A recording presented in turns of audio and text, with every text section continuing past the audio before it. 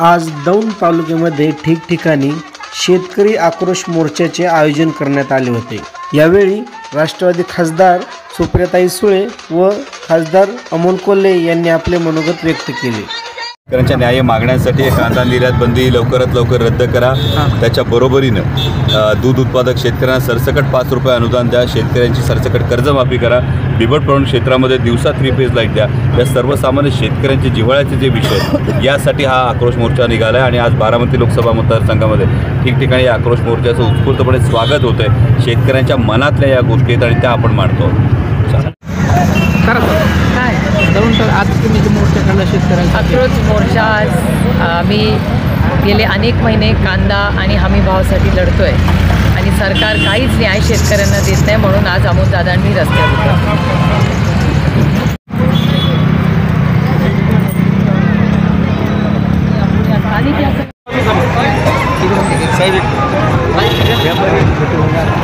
मला वेदना देणार आहे।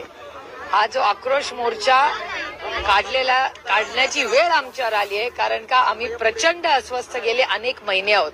6 महिन्यापूर्वी मी स्वतः पियुष गोयलांना ट्विट केलं होतं आणि सांगितलं होतं की पुढचा हा कांद्याचा प्रवास अडचणीचा असणार आहे, तुम्ही धोरण व्यवस्थितपणे आखा।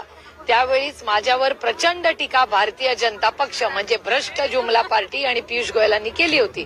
मी त्यानंतर त्यांची भेटी घेऊन त्यांना पूर्ण काय धोरण करायला पाहिजे अशी विनंतीही केली होती, पण तेव्हा त्यांनी अतिशय सांगितलं की हे माझं जे बोललं होतं ते चुकीचं होतं।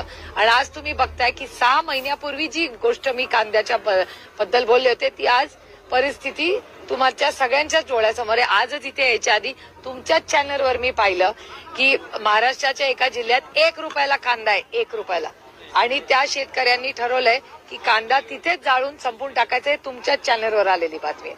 त्याच्यामुळे आजचा महाराष्ट्राचा काळ्या हे ट्रिपल इंजिनचा महाराष्ट्राचं खोके सरकार करतंय आणि केंद्र सरकार करतंय। दुसऱ्या बाजूला कांद्याचा फटका जो आहे तो फक्त शेतकऱ्याला न बसला असून एक्सपोर्टवर देखील बसतोय।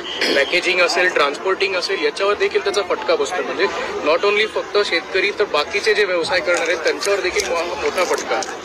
किती मोठे तुम्ही जर JNPT गेला तर तिथे किती कांदा पडलाय, कुजलाय याचा हिशोब त्या केंद्र सरकारने बघावा।